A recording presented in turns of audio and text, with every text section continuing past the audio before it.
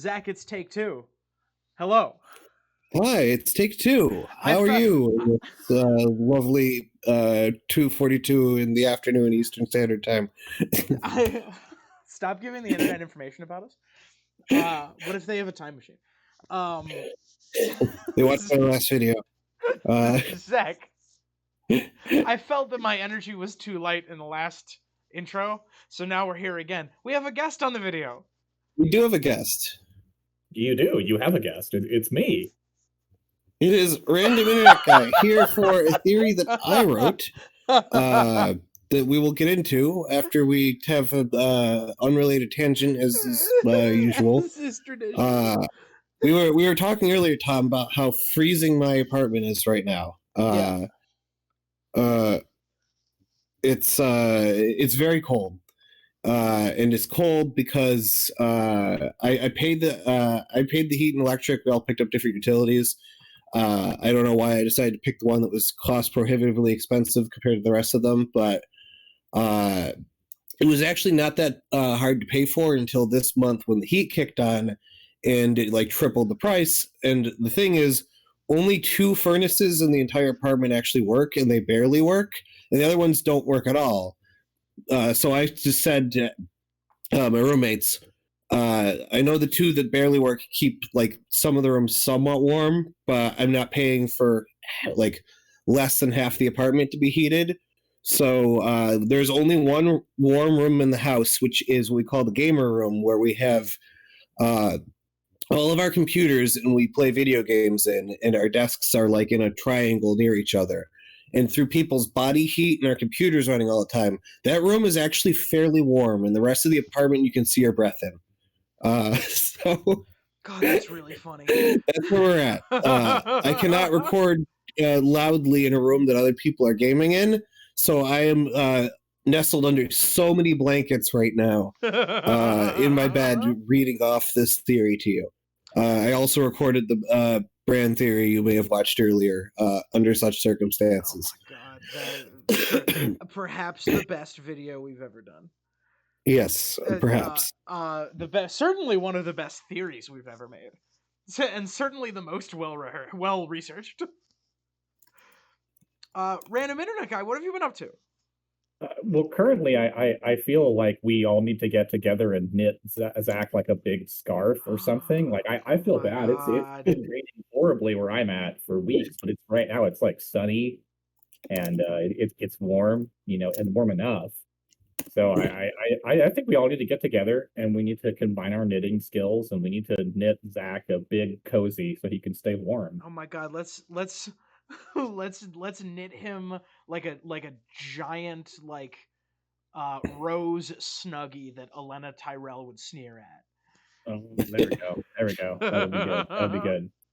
Or just a huge like plush Hodor that he can like wrap himself up in and pretend that he's Bran being like carried through the cold, just something like that. Snordor. Snordor. That's the half Snorlax, half Hodor plushie. No, it doesn't work the other way. It doesn't work the other way. Ho-Snor? Ho-Snor!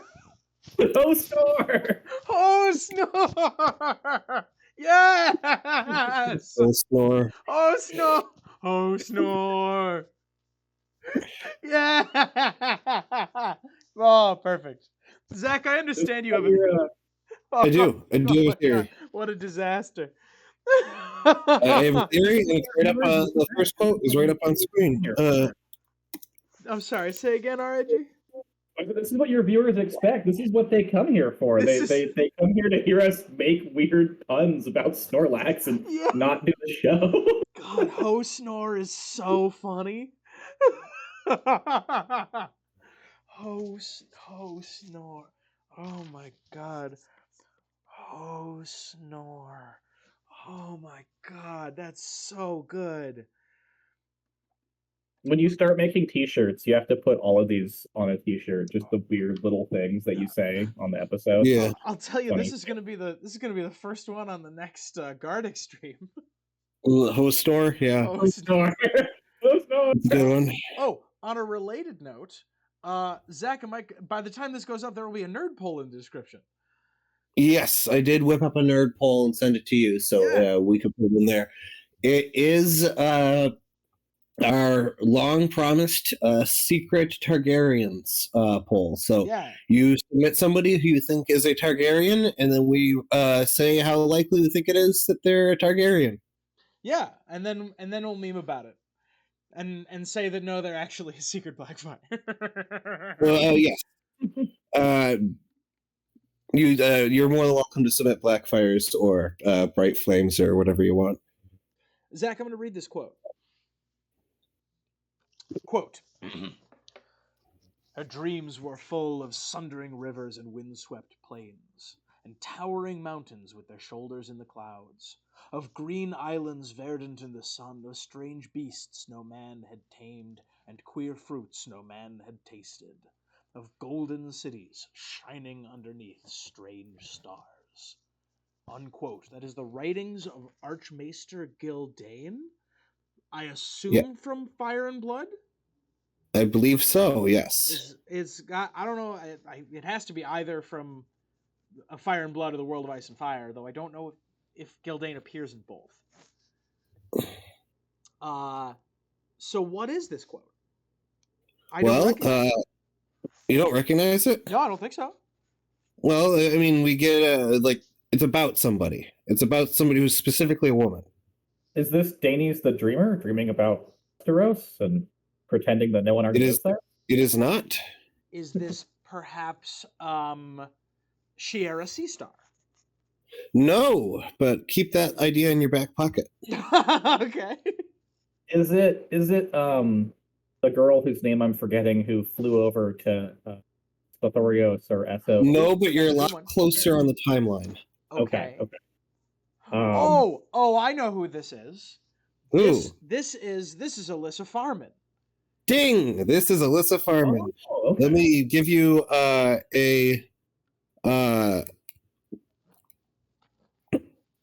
let's give you this next clue. Alyssa Farman left on a boat named Sunchaser.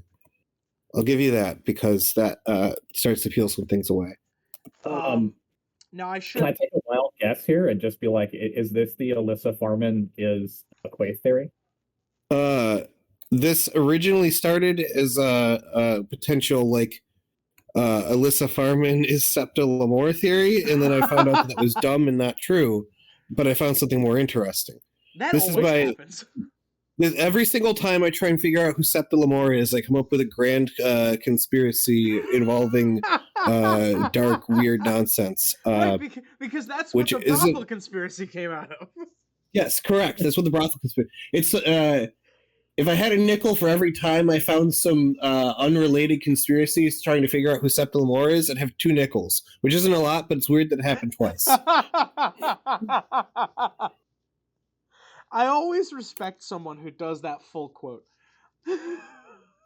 It's such a long meme.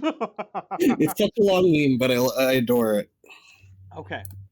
Alyssa Farman did in fact leave on a boat named Sunchaser. Now I am going to preempt the sailing nerds who are going to say that is not a boat, that's a ship.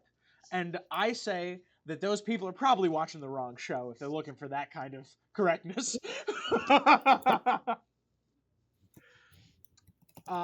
Okay.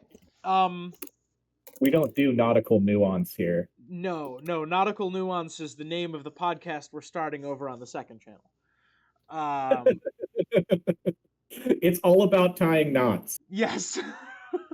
Yeah, it is both a like a rope theory channel, and we also live stream weddings.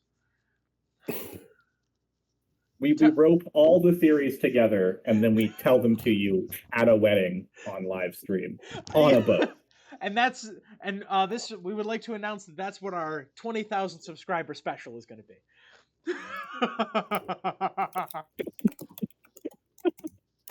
We'll crash a wedding and live stream it while tying knots. Oh my word. See, this is what people come to you guys for. This weird, bizarre flavor of the internet. Oh my god. It tastes like memes and unquenchable laughter and wasting time. Zach, Alyssa Farman dated one of the Targaryens whose name I cannot remember. Not super relevant. Okay. She had a relationship with her kid. She almost was she almost had like a stepmother kind of relationship to her kid. I Yes. think that was Arya Targaryen. Yes, the one who Who also goes on this adventure. Yeah, she also ended up exploring. So what if I just go a totally opposite direction here, right away from the source material?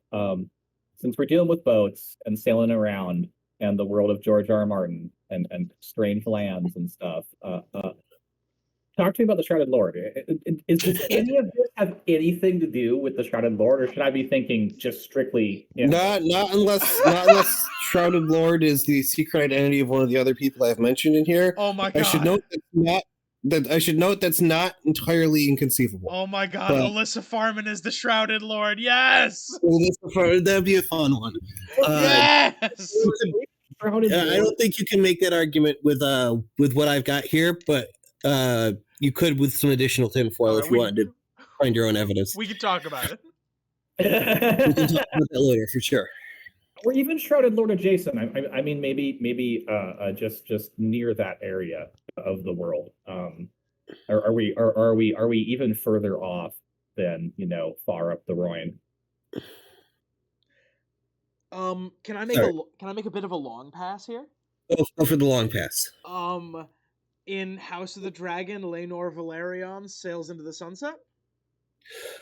Ding! Elissa wanted to sail beyond the sunset. Excuse me? That is not what I said. I'm not mad about it, but that's not what I said. That's close enough, right? Somebody wants to sail beyond the sunset. That's actually a crucial, thematic element of where this theory is going. Okay, fine. I backed up into a clue. You keep tripping over correct answers. Alyssa Farman is Laenor Velaryon. No. Alyssa Farman is Satin. If you're looking for an Alyssa Farman's secret identity, you're not going to get one in this theory. Damn, there's implications of other people potentially having secret identities, but not Alyssa Farman. Alyssa Farman married into the Farwinds from the Iron Islands, and this has something to do with wargame. Ooh, talk to me about the Iron Islands. Okay. On the Iron Islands, there is the Farwinds, and they are the Lonely Light, and they shape change. Are we getting any closer? Congrats on tripping over another clue from the wrong angle. Yeah. Ding. Lonely Light is the farthest western reach of Westeros. Okay. What was it? You're getting clues in all the wrong ways. You're using the wrong formula to get the right answer 100% of the time. I got another one. Boat she sailed on. What was the boat called? Tom, do you know the name of the boat? It was Sun Chaser, right, Zach? Sun Chaser, yes. Sun Chaser, okay. Okay, Zach, I got it. Says name, I'm just blind. It says name Sun Chaser right there. I got to put on my glasses. Zach, I got one. All right, I got one. One of Alyssa Farman's crew members makes it back to Westeros and says that they found 3 small islands. Ding! Yes. Yes. It's actually, I think it's Donald Hightower is sent to arrest him, and Donald Hightower also reports this stuff, or that captures one of the crew members or something of that sort. But when Donald Hightower is sent to arrest Alyssa Farman, they report the discovery of 3 uninhabited, seemingly tropical islands. These islands contained animals the crew had never seen before and fruits they had never tasted before. Oh, okay. Okay. All right. Hang on. Yes. When it went to arrest Alyssa, there were reports that she found. That's not how you spell Alyssa, by the way. Somebody's gonna complain. How do you spell Alyssa? Elissa. Oh. I'm very angry about it. I'm very angry at George R. R. Martin also. Look, I have never read Fire and Blood. I have only listened to Fire and Blood. Went to arrest Alyssa. There were reports that she found 3 small islands. These contained animals they had never seen before. Yes. And fruits they had never tasted. All right, so Zach, she's clearly having prophetic dreams. So yeah. I'm going to go for another really wild out there guess here. Alyssa Farman is the ghost of High Heart. No. But for serious, so prophecies. I don't think the dream being a prophecy is necessarily like the. Oh, damn it! That was what I was thinking too. So her being prophetic. Tom, underline the commonalities. Yeah. Maybe that'll help. Yeah. I was gonna ask if I can do that, right? Being prophetic. Start underlining things. It might help. Okay. Right, we got animals and we got fruits.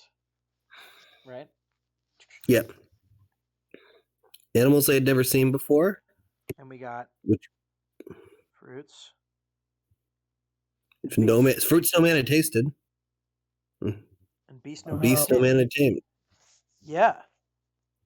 And those islands were probably, from the descriptions of them, they sounded very tropical. Yeah. With the life that was there, the fruits growing on trees, the water filled with bugs so you can't drink it. I remember some pretty tropical places. So you could say that those were green islands too. That's true. Yeah, the Victorian sails by some really tropical places, all of which has more or less been charted. But I'm curious if there's anything in that region of thought. Do you think that these islands that we're ever going to encounter later in the story, or is there? I don't want to tip my hand too much. I don't know if we'll ever encounter them, but I think that Alyssa Farman might not be the only Westerosi to have been to some of these places. Zach, you think you've tracked where she went? I think I know where she went. Yes. Okay. All right. I'm beginning my my treasure hunting right now. Okay. Here we go. This treasure hunting's so thematically appropriate. All right, RIG, come with me on this, okay? Yeah, I'm here. I was going to ask if we thought that Gary and Lannister went to these same islands. Zach, is Gary and Lannister a ding? No, but fun to think about. Very fun to think about. No Gary and Lannister, but we're discovering where Alyssa has traveled, and someone else may have been there before. I know of one. We have one clue. We have 2 clues. Yes.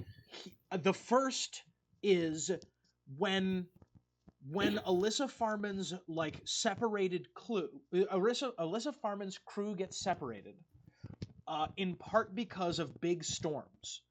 That crew gets blown very far south and ends up sailing all the way back past Westeros, to the Summer Isles. Yes. Is the place that you are asserting that Alyssa Farman sailed very far south? I don't know its exact position on the map, other than west. And in fairness, the map isn't terribly reliable anyway. Correct. It's not sketched out to the parameters we would do.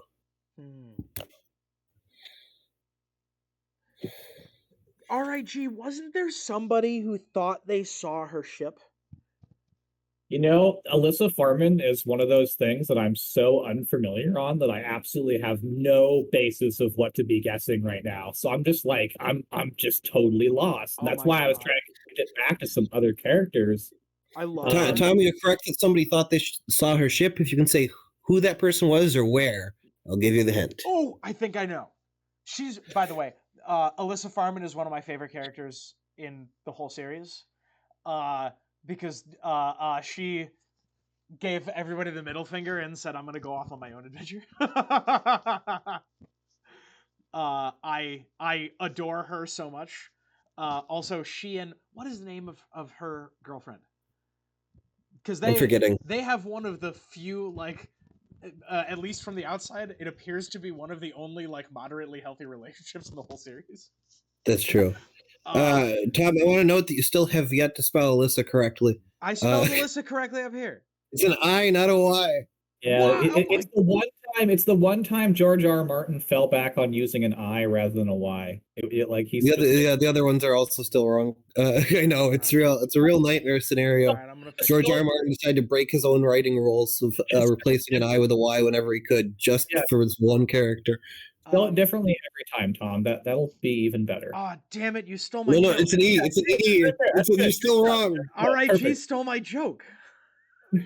How dare you? Tom, it starts with an E, not an A. What? I clicked off it already. We're good. Just every single time spell it differently. Yeah. Eventually we'll get there. We all arrived at the same joke within 3 seconds of each other. Yeah.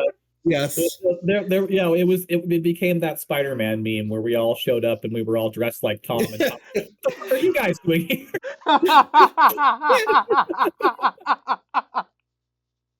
We all had slightly different spellings of Alyssa Farman on our chests.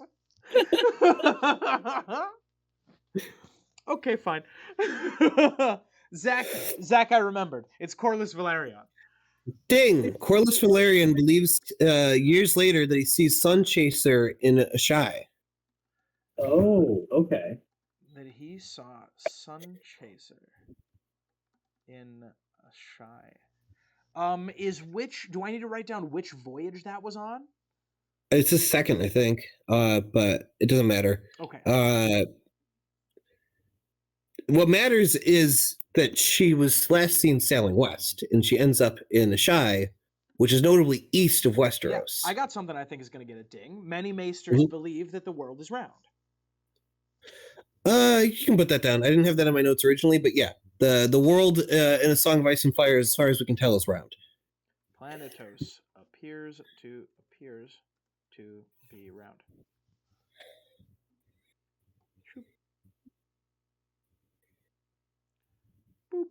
Yeah, I was assuming that she had circumnavigated or mostly circumnavigated the globe, but So do you think that Zach, these 3 islands are have you identified them as 3 islands off the coast of Ashai? No. Oh, okay. These islands are not on the map, and I'm implying there might be a lot more not on the map. Zach, is there a real world clue somewhere on your list? There are so many real world clues on this. You could say half of this theory is real world clues. Can I RIG, you want to take a swing or should I? I mean, unless we're just gonna start naming off random, people who were sailing around the world. Yeah, go ahead. I got to assume that one of them is Christopher Columbus died never knowing he hadn't reached East Asia. No, that's not on here. Oh, okay. Interesting. All right. So I might actually just start naming sailors. Yeah, I mean, so my mind always jumps to my favorite boy, Ferdinand Magellan, because he had the best death of any of those guys. I am unaware of Ferdinand Magellan's death. Oh, okay. No, so I actually want to make a video on this. So let me just drop this really fast here. So okay, and unless I'm drastically mixing up who this is, I'll watch someone will prove me wrong, but I believe it's Ferdinand Magellan, unless I'm mixing up the names. So famous explorer, circumnavigates the globe and whatnot. This is the age of colonialism and imperialism, and so one of the big tactics back then was to play the various indigenous states or societies or groups against each other. And so he rolls up on the Philippines, and he's going to do this to he's going to ally with some local groups to take down a larger leader, and this is going to allow him to kind of sink a foothold in there. And he gets fucking killed in a battle. Him and his boys roll up on Lapu Lapu, who's one of my favorite historical figures just because of this, and the Filipino warrior's best, Magellan, and then he gets stabbed in the knee deep surf, and that's the end of his adventure. And they never tell you that. Oh my god! Like in elementary school, because it's this like hilariously depressing end to this guy that you're supposed to think is super badass, and you're like, I guess he wasn't that badass after all. Oh my god! In some versions of the story, it was reported that he was killed by a poison arrow. Other ones, it's a bamboo spear. It's this is so baller. Yeah, it's a fantastic tale. And so like I used to do a bit of like Filipino martial arts, and so I just loved the idea of watching those two styles of combat come together. And Magellan, his men are have their traditional Europeanism. They probably think that they're pretty superior, and they've got this wise plan. And we're going to ally with our friends here who don't like Lapu Lapu and topple them, and they show up and they just get stomped. I'm like, oh, it's hilarious. Zach, how many dings was that? None. Fuck. But you're on the correct track. So we should be thinking of explorers. But yeah, fun side tangent. The Lapu Lapu, the guy who killed Magellan, it should be a more popular, interesting figure in historical conversation. He's just not, because we gotta save Magellan's face a little bit. Is my opinion. we can't let Magellan look the fool. He circumnavigated the globe and shit. He circumnavigated the globe and died in the first round of combat. It's hilariously embarrassing end to someone who otherwise is considered this like historical bad. He's the guy who plays Civ, and explores the entire map and then dies in like within 5 minutes of actual combat breaking out. He's killed by a local city-state. Yeah. But okay, so other exploring people though that might have a story that connects to Ice and Fire. Well, like think of George R. R. Martin's a big sucker for legends and mythology and all that. Yeah. Reread that first quote and tell me if there's things that remind you of anything. It does remind me of the Odyssey vaguely. The funny thing, I've tried to find some Odyssey connections in here, and I found another theory that somebody else made that I want to talk about after we're done, but is not this theory. Okay, all right, we can talk about it at the end. We should get Company of the Cat in on that conversation, because I know Company of the Cat is big into that whole area of mythology. Oh, for sure. Yeah, I am not very familiar with any of that stuff. I think the last time I took any sort of Greek myths course was like really young. But so you said that you think that there could be an Odyssey connection though, Tom? Like, what's the Odyssey connection? This reminds me, not texturally but thematically, of a person getting lost on their own. Like, if I recall correctly, Odysseus is like trapped on Circe's island, on the island of the mage Circe for several years. Where everyone gets turned into pigs on the Simpsons episode, right? That's the island where it's I have literally never watched an episode of The Simpsons. Which Simpsons episode are you referring to? Okay, so there's an episode, I think it's a Halloween episode, where Homer goes on the Odyssey, basically. Homer, they're making a Homer joke. Yes. Yeah, but so I think it's not one of the Halloween ones, but it's another one of the anthology ones. Yeah. Yeah, and so when he's there, I forget who is the evil woman on the island, but she turns all his crew into pigs, and he's Homer, so he can't resist eating them all. Yes. Yes. And in the Percy Jackson version of this encounter, she turns them all into guinea pigs. Oh, that's adorable. I love guinea pigs. It's actually a really it's really cute before it turns really threatening. For people out there in the audience, if you don't know much about guinea pigs, they're actually pretty fucking cool. And they're very good animals. I didn't know much about them before having guinea pigs, but they are full of personality and individualism in the same way a cat or a dog is. And it's very interesting because if you've never had like a that kind of small animal. I think a lot of people write them off as not being very interesting, but they're super cool. Yes. I've never been a fan of guinea pigs. I was always fonder of the new model, the new guinea pigs. Sidebar closed. Speaking of New Guinea, how about James Cook? What instead of naming adventurers, when adventurers were out exploring, what were some of the things they were looking for? Like sure? George R. R. Martin's, like I said, a guy who loves mythology. People who were going and exploring the world had these myths they were seeking out. Okay. Are you no way? Does this have to do with anything to do with finding Valeria, or does this have anything to do with circumnavigation? Is it more science? Circumnavigation, there is actually a clue in here that has the word circumnavigation in it, but it does not. You've not touched on it yet, and that's a leap we're going to make later because I built a theory on top of this theory. Okay. There's two theories in this video. Man, you picked me for the video that I'm just least good at guessing right now. Okay, I got a good one.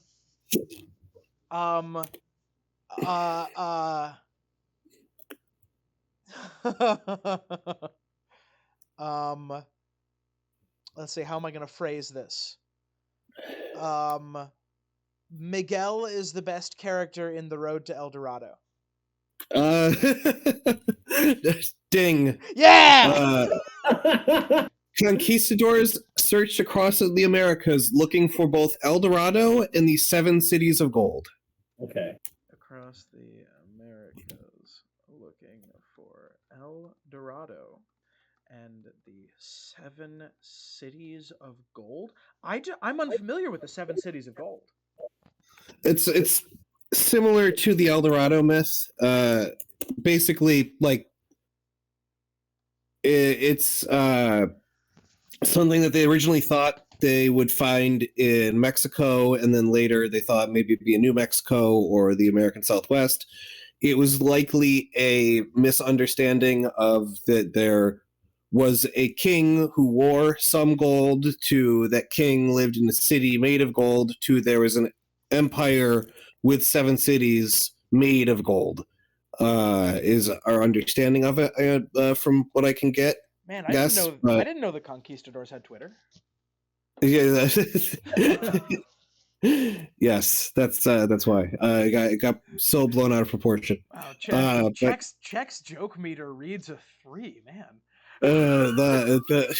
Wow, that's pretty good. I see how it is. It's pretty good. It was a pretty good joke. But yeah, the El Dorado was another one where similar. It was probably that they thought, based on some accounts of tribal ceremony, that the inhabitants of Mexico at that time, who you'll get a ding if you mention, lived an opulent golden lifestyle, which is not true. El Dorado, by the way, is literally Spanish for the golden. We should be talking about the Aztecs or something? Ding! Ooh. Actually, let me give you this. The Aztecs saw themselves as the people of the sun. The Aztecs saw themselves. The Aztecs saw themselves as the people of the sun? Yes. Okay. The sun is like an all-important aspect of Aztec mythology, as far as I could research it. I should know I'm not an expert, but that's something they thought themselves as, and it's certainly the way that they're portrayed in media as well, which is more important. And I should note their connection with the sun is what most people know about them. And I should note that though we are not experts, we do like learning things. So if you have more related facts about any of the things we're talking about, please put them below. I read every comment. If I'm wrong about Aztecs, please correct me. But everything I could find in pop culture is about their relationship with the sun, and that was a huge part of their theology. This is where I follow up my boy Mark, and then Mark will come tell us we're wrong about everything, and then give us several lectures about what Aztec society was actually. Mark, we'll see you in the comments. Yes. Hopefully, we'll get Mark to watch the video and tell us. This video is exclusively for Mark.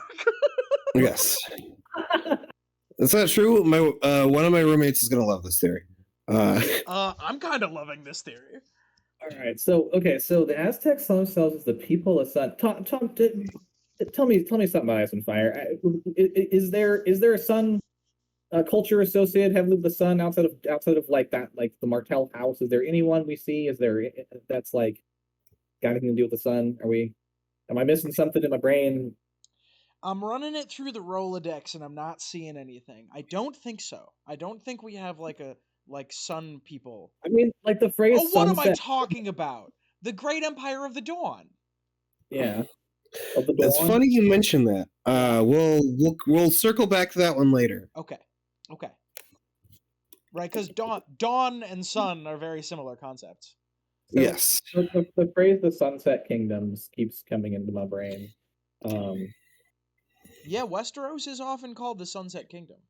Is that giving any dings just from thinking about that? Is that too simple? I think you hit all the sunset stuff. I should note that the term sun chaser is a real term in real life that has a meaning to it.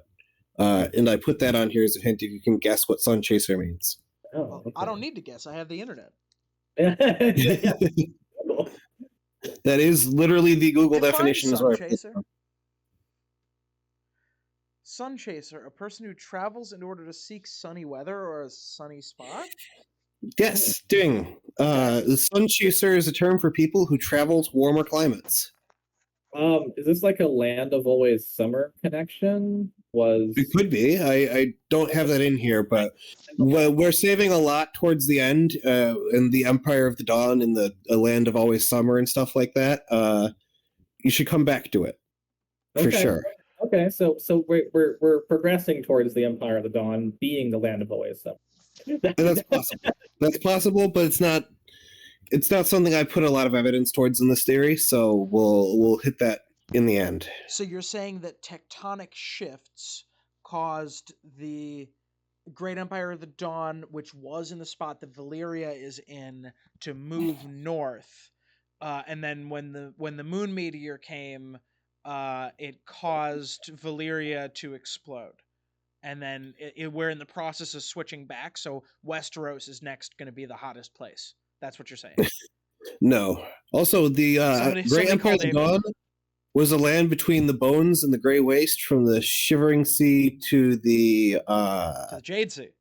To the Jade Sea, and included the Isle of Lang. So it's really in like the Ashai Yeti area, which is interesting because they likely have access to the same area if Alyssa Farman was able to sail there. Yeah. That means that they might be on the other side of whatever she found. So you are, am I correct in saying you are suggesting that there's another continent? Correct. I am suggesting there's an undiscovered continent in Westeros, at least one undiscovered continent. And Alyssa Farman may have found it. Is this do I get a ding by referencing the 2006 Disney film Atlantis? That's pretty late for Atlantis to have come out, but no. 2003? What else did conquistadors look for in North America? What's another mythical thing they thought they would find? The Fountain of Youth. Ding! There we go. Conquistadors searched across the Americas looking for the Fountain of Youth.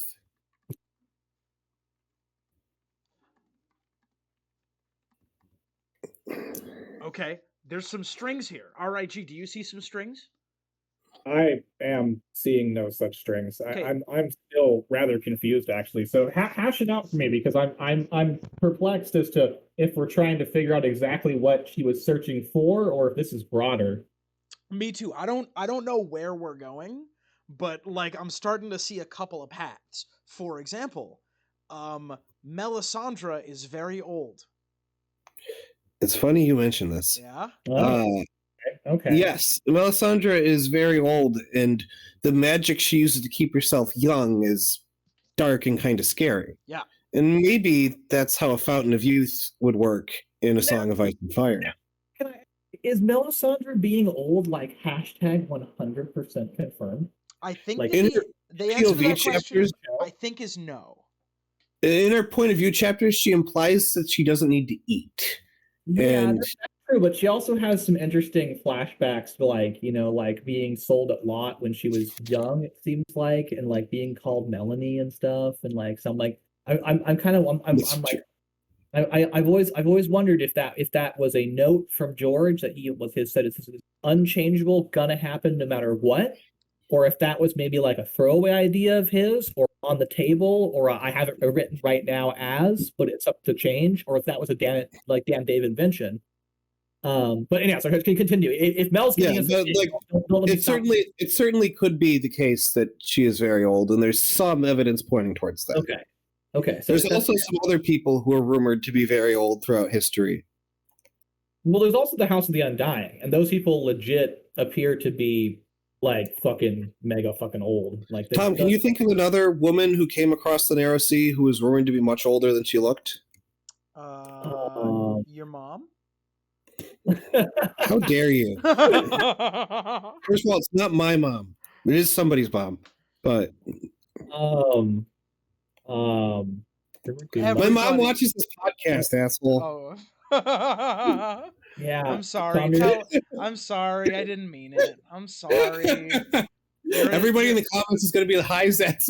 You're a delightful person, and it was uncalled for, and I'm sorry. Also, you said that she looks younger than she is, so yeah, she actually would take it as a compliment. That was technically a compliment.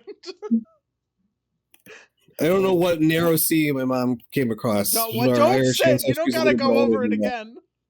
I know. I'm deconstructing it to see if there was an insult in there. I may have jumped too soon. Everybody in the comments say hi to my mom. So RIG, we're looking for a person who comes across the Narrow Sea, who appears, who looks younger than they are. Yeah, that one's perplexing me a little bit, because I can't remember that many great descriptions of people. Do you want me to give you it, because it's gonna set the tone for where we're going? No, you know what? I want a card. That's the name of the game. When we haven't referenced it in like 3 videos. Please deal us a card, Zach. Please deal us a card. All right, I'll deal you the next card chronologically that you haven't gotten. Okay. Aztecs famously practiced human sacrifice, often removing the heart of those being sacrificed. Okay. That's the other thing people know about Aztecs famously. Yeah. We got sacrifice. I looked it up. That's not just like superstition or anything. We have pretty good evidence that did happen. We got sacrifice in here. Famously removing the hearts? I'm sorry, what was the phrasing there, Zach? Removing the hearts of people they sacrifice. Hold on, let me see how exactly I wrote it. Removing the hearts of those being sacrificed. Yes. Okay.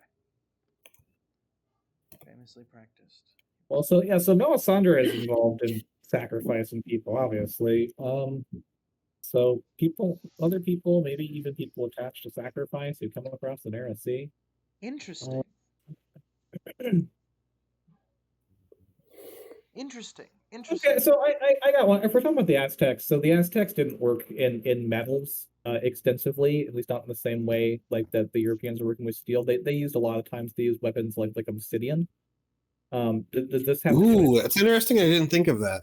Yeah. Like, so I like Aztec war swords, or like, well, I guess they're more broadly like the Mesoamerican war swords and stuff. And so like the Maqueets and like Maqueetl, like, you know, like I forget what Mark Twain the proper pronunciation was. I got schooled on this one time, and I'm a dumbass. So I don't remember the lesson entirely, but more or less like when you make these things, you're like the one I made it has steel teeth, but you're supposed to make them with obsidian teeth by like flaking the obsidian.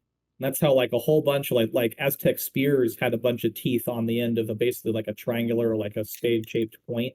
You know, it wasn't actually like a weapon the way we think of spears in like the traditional European sense.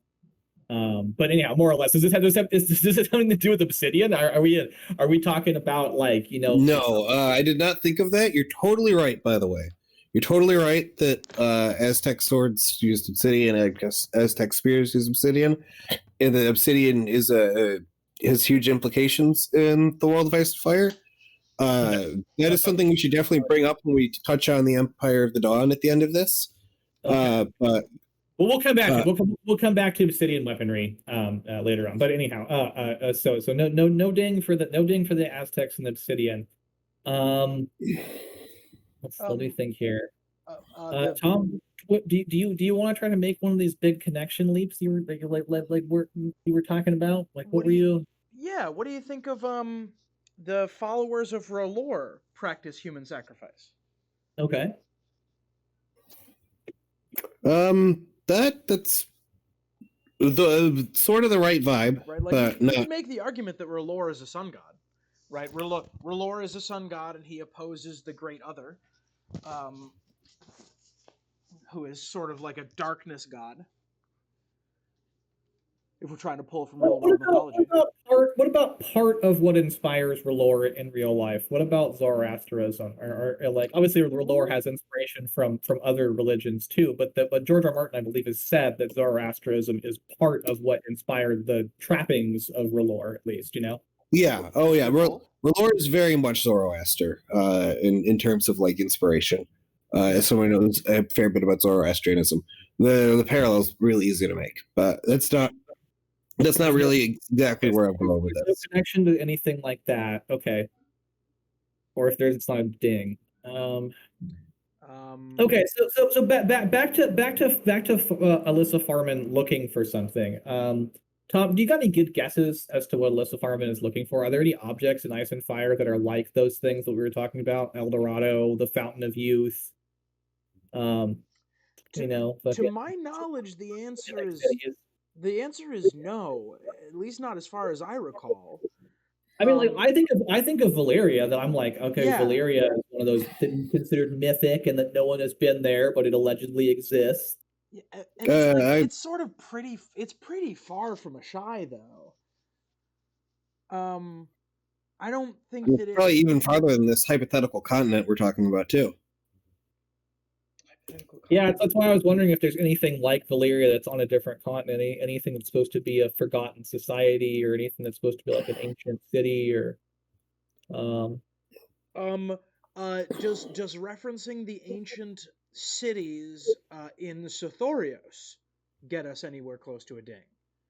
No, not quite. We got big. I probably should have cruised through the world of Ice and Fire a little bit deeper while I was writing this, but then we'd be lost for hours in the things you can glean from that. I don't have a problem with that. I don't own a copy of the World of Ice and Fire, so I'd be like completely out of the loop here. You ready for a spicy take?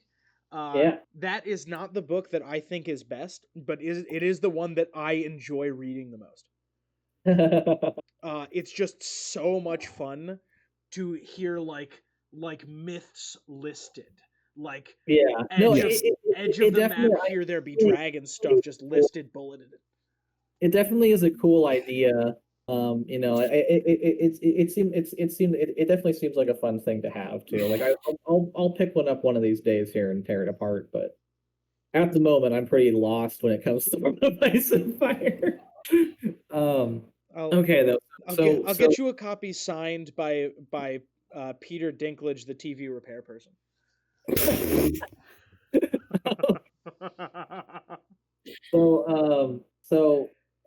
Zach.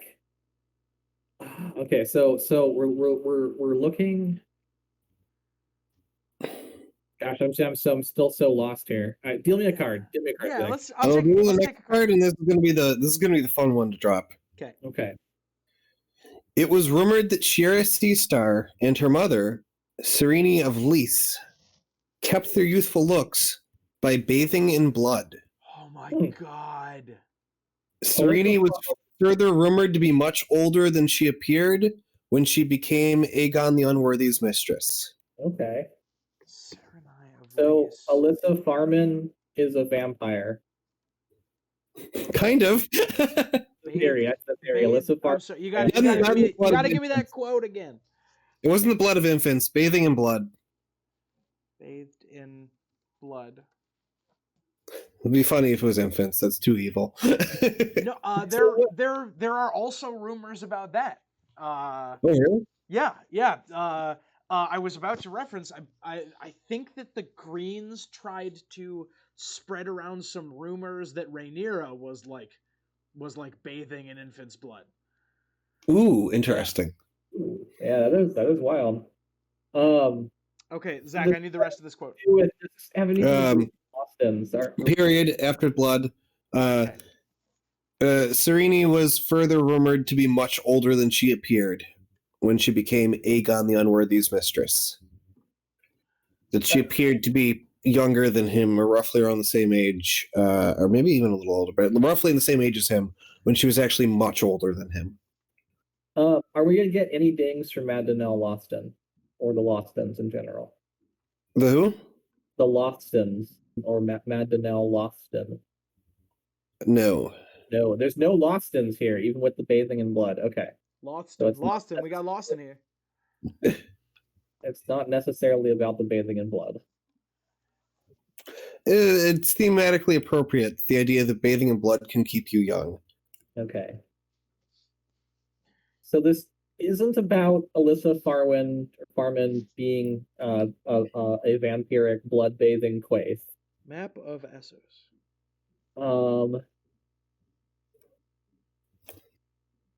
Is this about Alyssa Farman being a vampiric blood-bathing Mel?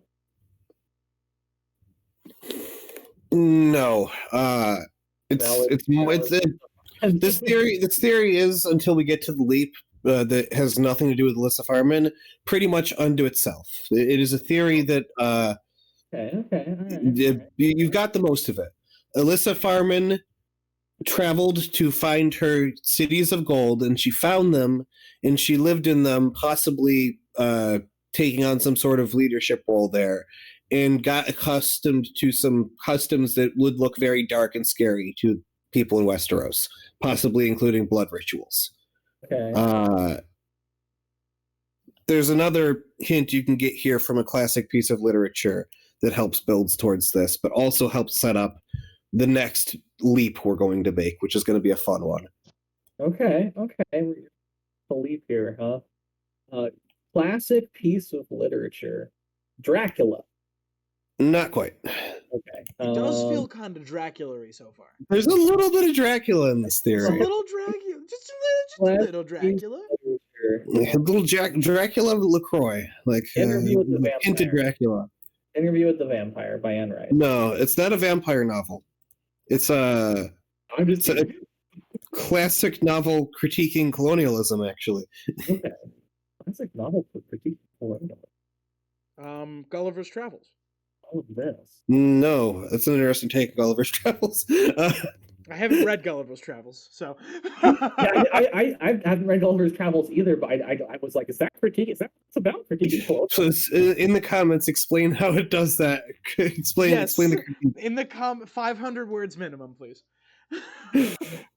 All right. Let's see here. All right, Tom, you're gonna have to take this one. I'm guessing here. I don't know, man. I'm pretty far gone too. What are we talking about here, Zach?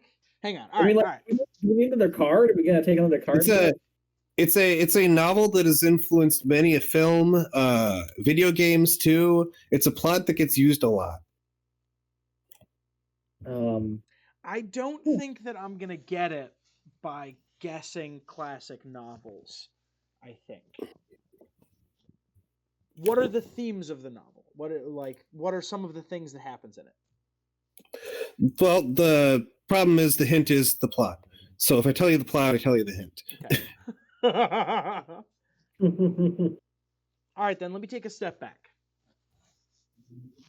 Alyssa Farman, spelled variant, takes a boat west. She passes Lonely Light, and then she disappears. A sun chaser is a person who consistently moves to warmer climates. We have not touched on that much. Is that relevant? Is there a string in there that we could be pulling? A string and where? A sun chaser is a person who moves to warmer climates. No. I think you've pretty much nailed the sun chaser. That was if like that was like, if we were having trouble figuring out the destination, it was like, well, where is west and warm? Well, we don't know that for sure. Maybe it's somewhere new, which we got. It's somewhere new that might be based on American mythology, like Mesoamerican mythology and stuff like that. Although who knows? Maybe it's like all American mythology, and this place has Bigfoot also. But oh my God, let's go Chupacabra. There could be chupacabras on this continent. Let's get him right in. It's rumored that Shiera Seastar and her mother, Serenai of Lys, bathed in blood. Sereni? Sure. Let's go.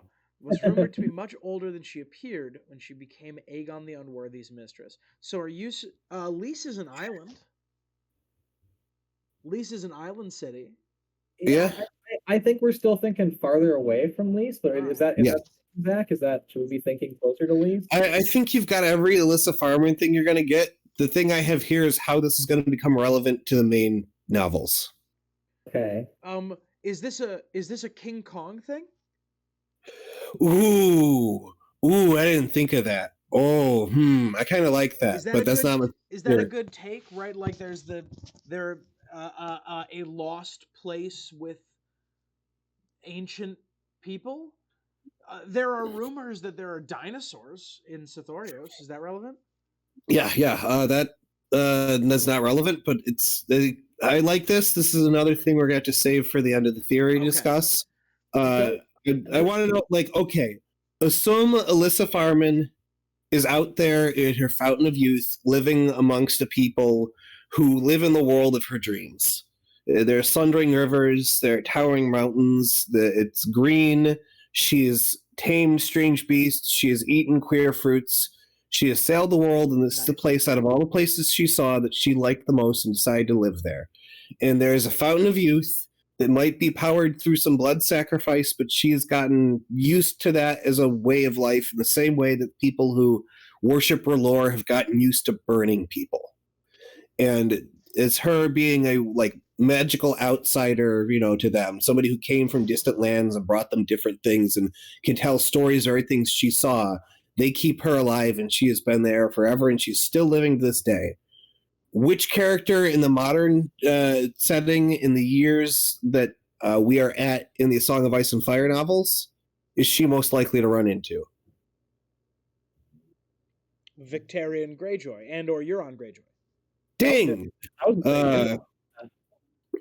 That was literally my next question. I was going to ask, is there some Euron in this theory? Correct. There is some Euron in this theory. It is unclear what direction Euron went in his travels, and it is entirely possible he circumnavigated the world. Euron. Okay. Ferdinand. This is a Ferdinand Magellan theory. Ferdinand Greyjoy. Ferdinand Greyjoy. Oh no! The vampire theory. Ferdinand. It's entirely possible. He circumnavigated the globe. So, is this like a Euron's blood magic Krakens thing? Like, is that tying in here? Should we be talking about the Shield Islands and the people who probably got all their blood drained? Possibly. That could certainly be where he got the inspiration from. It fits in perfectly. And yeah, that could be the case. That this is where he got the idea of blood sacrifice from. It doesn't necessarily have to do with that right away. I think if you were to say, like, this is where he discovered this and that gave him ideas of blood sacrifice and the powers it had, that would be a pretty good part of this theory. I didn't write that down explicitly, but that's kind of the, maybe the thrust of it, really. Is this where he turns into Dario? No, even crazier. Can you give me a quote that Euron says to Euron Greyjoy? Euron's back. Because I have one here. Give you a quote he says to Euron Greyjoy. Is it about Is it about the forming of a new god and the graves and charnel pits? You Yeah. know? That's close. Okay. But Oh, are we playing name a Euron quote? I can name a Euron quote. go for it. These are the days when the world shall be broken and remade. That's thematically appropriate, as most Euro quotes are, but I'll give you the quote I have. All right. Wait, let's do this. no, I like this game. We've Okay, reached the part of the game that I'm having fun in. Okay, go for it. Go for it. Yes, and you're on quotes. All right. Okay. All right, G, it's your turn. Say you're on. I'm trying to think. Okay, so this is one about. Okay, is this about Euron sail? Is this one of those ones where he's talking about how he sailed to Valeria? I've sailed to Valeria. Yeah, that was gonna be mine. He has been to Valeria. The crow's eye did not lie. He has been to Valeria. No wonder he was mad.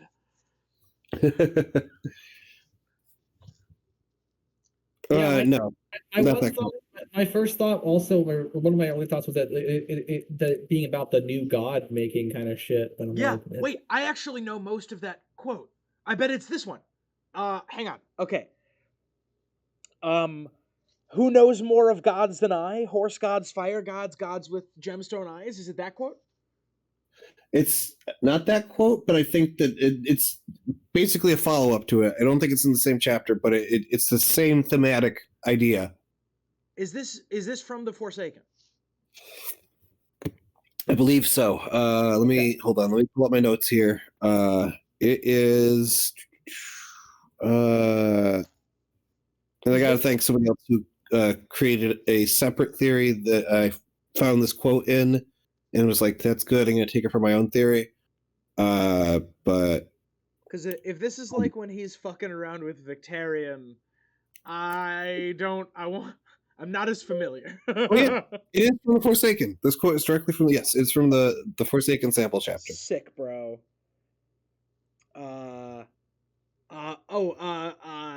Worship me and I shall raise you up as my priest. Ding! Yeah! I am your king, I am your god, worship me and I will raise you up to be my priest. I've read that chapter so many times. Yeah, a new god shall be born from the graves and charnel pits. It's the same area. All right. Okay. Priest. So Alyssa Farman is Euron Greyjoy's goddess, and he's destroying the world and to feed her blood. Jack? Well, if Alyssa Farman could go to this previously unknown world and become like a revered and respected person, you know, from being from the outside world, imagine what somebody with the you know, flair and showboatiness of Euron Greyjoy could pull off if he arrived in a place like that. I love the description of Euron Greyjoy as having flair. Nightwalker adjacent. Yeah, he's flair. No, you can't deny it. The man's got some swag. Is this on Nightwalker adjacent? Euron what? Urathon Nightwalker. I love Urathon Nightwalker. Yeah, is this adjacent to Urathon Nightwalker? Are we? Is that Euron's name in this other kingdom? Is it Urathon Nightwalker? Hold on, let me. I don't think so, but I can't dispute. Isn't that? I can't dispute the possibility. Isn't that what everyone thinks that was Euron? Not everyone. A lot of people. Yes. That was Euron. All the nerds who are salivating for more Euron stuff. Are like, wait, this one guy who was offhandedly mentioned in the second book is probably Euron. Yes. Can I tell you the novel? Sure. Yeah, sure. Yeah. Have you ever read Heart of Darkness? No, I have not. So, in Heart of Darkness, a merchant named Kurtz convinces a tribe in Africa that he is their god. How do you spell Kurtz? Kurtz. I had it right the first time. Convinces a local tribe that he is their god? Yes.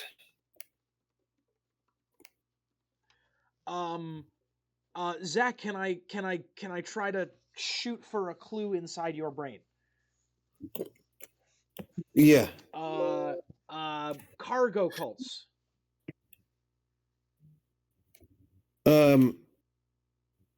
Yeah, sort of. Is this a Euron is already a god of a society somewhere theory? Yes. Euron is so confident that he could become a new god because he's already done it once. I love He showed up, founded immortal Alyssa Farman, possibly killed her to assert dominance, and then became the god of this world we haven't seen yet. And that might be where he got a lot of his treasures from. It's not that he went.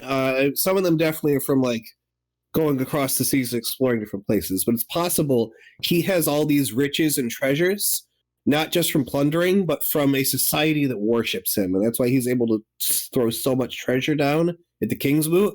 It's because it was literally his entire treasury. So is that the conclusion of the whole thing, or do we need to guess some more? That's pretty wild. That's a deep Euron. Pretty much all I have, actually. That's pretty much it. What do you call this one? What do you really like? What do you call this one? What is the Euron is a god somewhere else theory called? I originally called this Alyssa Farman in the Fountain of Youth. It could also be Euron Greyjoy in the Fountain of Youth. I did know that I now have a new theory for where the Dusky Woman came from. And I'm not saying that the Dusky Woman is Alyssa Farman, but wouldn't that be fucked up? Oh my god, that's wild. We gotta check. Yeah. We gotta check. That is a wild theory. Yeah, that's a wild. That's what you should call this one. The Dusky Woman is Alyssa Farman, and also. You could. It's not that much of a stretch if you believe all the tenets of this theory for the Dusky Woman to be Alyssa Farman, but I don't believe that. But do I believe that maybe the Dusky Woman comes from a place we haven't seen yet, and maybe this is that place, and maybe Euron is literally a god there?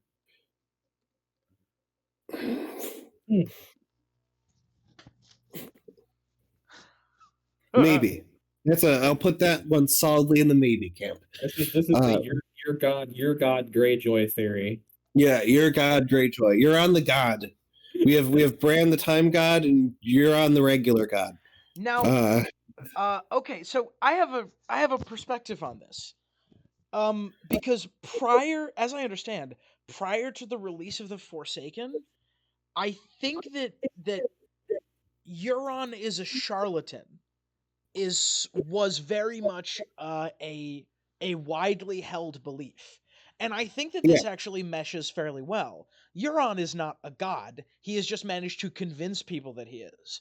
And somewhere along the line, he will come up against something truly magically powerful, and will crumple like a gingerbread house. Or he'll bite off more than he can chew. Yes. He will slowly ramp up his own power until a point that he hurts himself or is possessed by something, which is a great lead into the other theory I discovered that is not mine, but I love. But yeah, that could totally be the case. And it could be the case that maybe he already has discovered something that has messed him up a little bit. There's a lot of people who believe that the Euron that comes back is possessed by something. I'm glad you mentioned the Empire of the Dawn and Obsidian and all that, because I found this theory on Reddit from it's 3 years old, possibly older than that. It was posted in August of 2019 by a user named Genghis Kazoo, who thought that Euron might have circumnavigated, sailed to Stigai, and there's some parallels between his journey and the one in the Odyssey. The show, they play it up in the books. They mention like some stories that sound a little bit like Odysseus, and also in the show, there's the part where Balon confronts Euron and says they tried to tie you to your mast to keep you from jumping overboard, which is literally the Odyssey. Yes. Yep. Yep. That is ripped directly from Greek mythology. Yes. This theory has a lot going on in it, but the idea that this theory comes around to, which is insane and kind of amazing, is that Euron went to go basically like get treasures from the Bloodstone Emperor, and like in some sort of way got possessed by the Bloodstone Emperor, and that is who is in Euron's body right now. Huh. I don't know if I believe that theory, but man, oh man, Yeah, is that a fun thought experiment? That is definitely fun. That's a little too tinfoily for me. There's a whole text post. I might have it linked in the description. It's a banger as far as the writing and research is concerned. It's very fun, very funny. It implies that Dario is not Euron, but is instead an immortal being that is working for him. It has a lot going on there, and it also has the Mr. Kurtz connection. That's something I found in here, and I'm like, oh, that works in my theory too. Because I didn't even think Heart of Darkness until I read it. I'm like, oh, this is totally Heart of Darkness.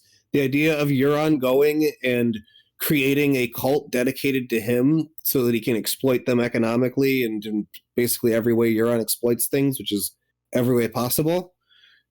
That's the Heart of Darkness. It's Heart of Darkness, rather. That's literally the plot of Heart of Darkness. Is merchant shows up, convinces Tribe that he is special, worthy of worship, exploits them. And Euron is the character I can see doing that the most, possibly slaying Alyssa Farman to do so. But you think that in order for Alyssa Farman to be there, she needs to have actually found the Fountain of Youth. Yes, correct. Which means that Euron is currently in possession of the Fountain of Youth. Yes. What does that? What does that even mean for the story? I don't know if the Fountain of Youth is literally like a fountain that you dip in. I think that the idea that you can use sacrifice to make your own life longer is true. And maybe their Fountain of Youth is a human sacrifice machine. Much like how the Aztecs had a systematic human sacrifice system to, they sacrificed the hearts because they thought it was going towards the sun. It was powering the sun. That's my understanding. Again, if I'm wrong about Aztec mythology, correct me in the comments. But that's a popular conception. If he's right about Aztec mythology, correct him anyway. This is what I learned in school, was that the Aztecs would pull the heart out of somebody because they thought they needed to power up the sun, otherwise it would die. I don't know if that's me being taught incorrectly or not, but if I was taught incorrectly, there's a pretty good chance that George R. Martin, who was educated before I was taught the same incorrect information, or potentially correct information. Hey, it's just an idea that the sun is powered by hearts. That's just cool, right? Like, yes, it's cool. The idea that sacrificing one life can extend the life of another is baked into that theory as well, because I thought the sun was a living being who needed blood. What if the Fountain of Youth is a human sacrifice machine? It's a literal pool of blood that you can bathe in, and that actually explains why Euron's making the Battle of Blood. It's not just to to summon a giant kraken. If he goes, in his mind, if he goes swimming in that a magical pool of blood, he might come out immortal. He might also be right. Or he might come out. He might also be right about this. Person might come out a kraken monster that can walk on land, a kaiju. Yeah, that's possible. He could come out. He could become immortal, just not as a human. That's true. Yeah, he could come out immortal with like a terrible twist. Yeah, exactly. I just like the idea of kaiju Euron coming out of the water, like, just smashing the old tower town with his like tentacle arms. Well, we've seen that like sacrifice of one life can bring another to life. We've seen Lady Stoneheart being brought back for the sacrifice of Beric Dondarrion. So the idea that you can extend somebody's life in some way of speaking through sacrifice is established in the universe. The idea of there being a society of people with a fountain of blood that they use to resurrect people, and Euron discovering that is really cool. And I don't have a ton of like actual evidence towards it, but would make sense as to why he wants to make a battle full of blood on the water if he has that prior experience of seeing it work. Yeah, you're saying that Euron isn't a newbie at becoming a god and doing blood magic. He's an old hand. This is not his first rodeo. Very explicitly, this is his second rodeo. Sorry, Second radio, which this is his second radio. Yes, he owned one. This isn't his first radio. This is his second radio. Yes. This is not his first rodeo. This is his second rodeo. Very explicitly. Yeehaw. Yeehaw. Zach, I have a take on this. Go for it.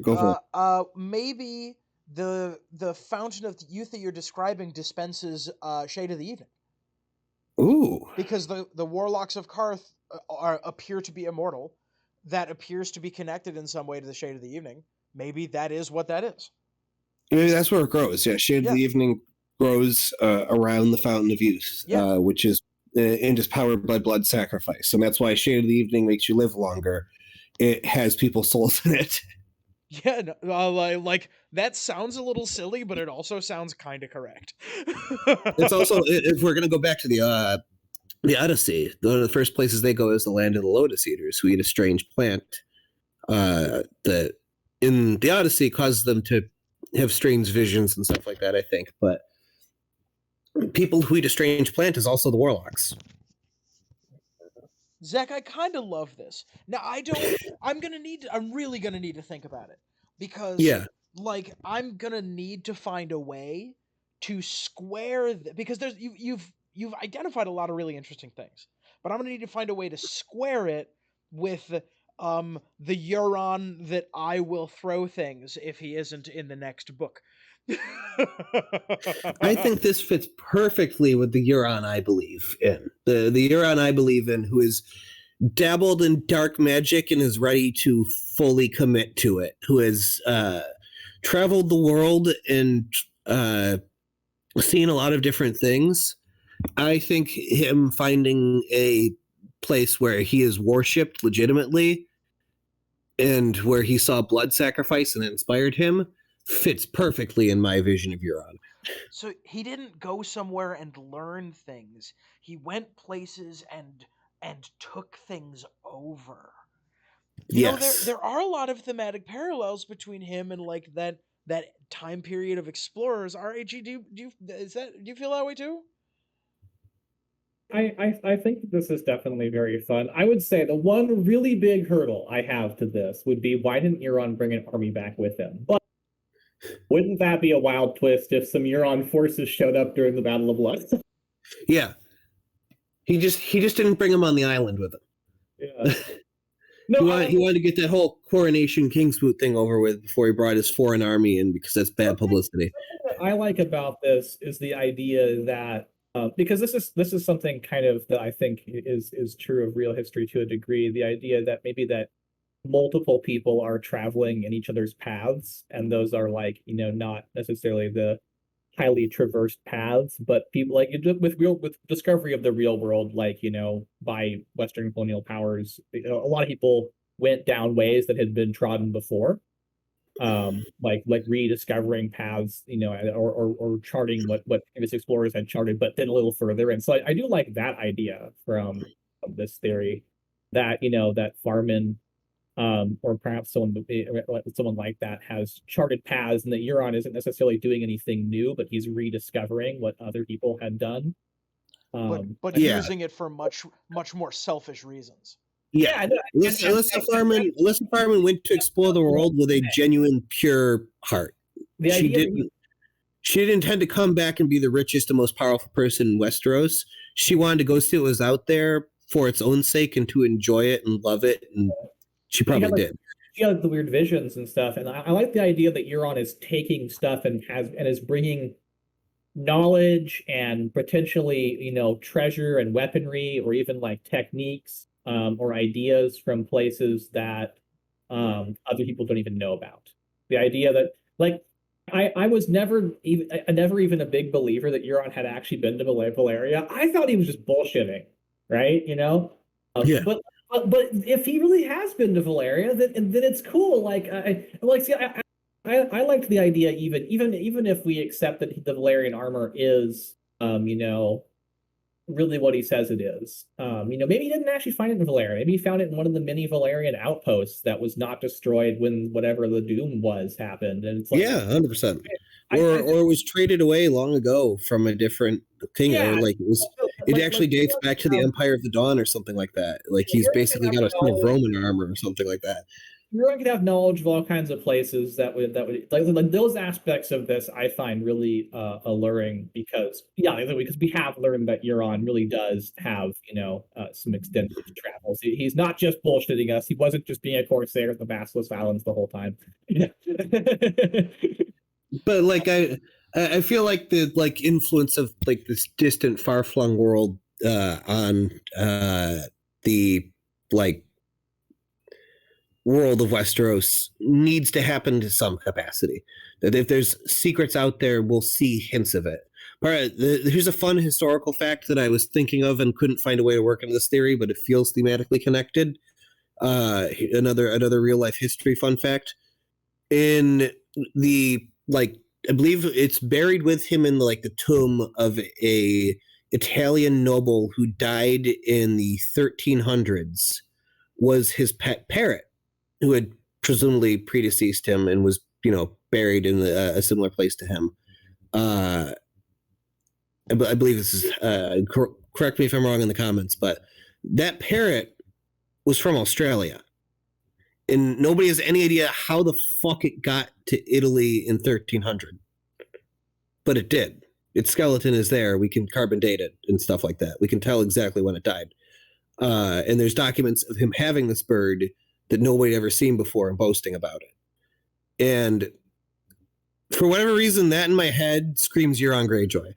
That idea in the head, if I have a bird nobody else has seen, it screams Euron to me. Yeah, I think Euron's the kind of guy who would have sold him that parrot. Like, Euron would have sailed into port, and that guy would have been strolling around, and he would have seen that parrot, and there would have been some kind of transaction. Yeah, all Euron's gifts are poison. He has interesting things you could, that he gives as gifts. He has a horn nobody has ever seen before. He has Valerian steel armor. He, has this woman who looks like no woman Victorian has ever seen before.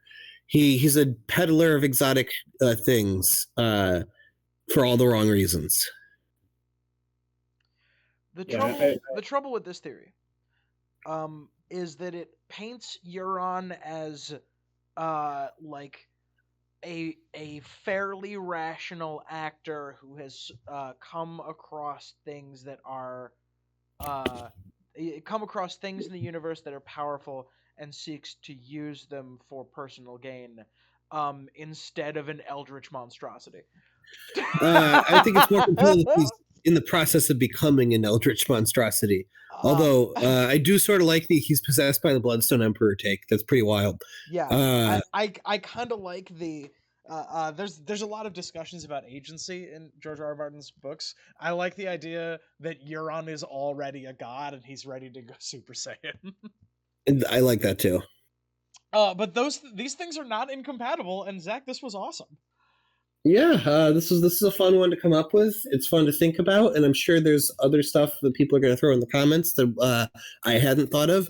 This is one of those really broad strokes theories where you can glean a lot out of it, and it doesn't really have any major falsifiable parts of it either. This could never get mentioned in the next two books and still have nothing that contradicts it. Yeah. So this is my favorite kind of theory, the one I can never be wrong about. Random Internet Guy, would you like to tell people where they can find you? You can find me on YouTube at Random Internet Guy. That would be... everybody end on a joke, but all at the same time. Okay, what do you call it when knock knock. Two people there's this guy, and he's his dog catcher, and his name is Juan. And so Juan is a really good and respected dog catcher.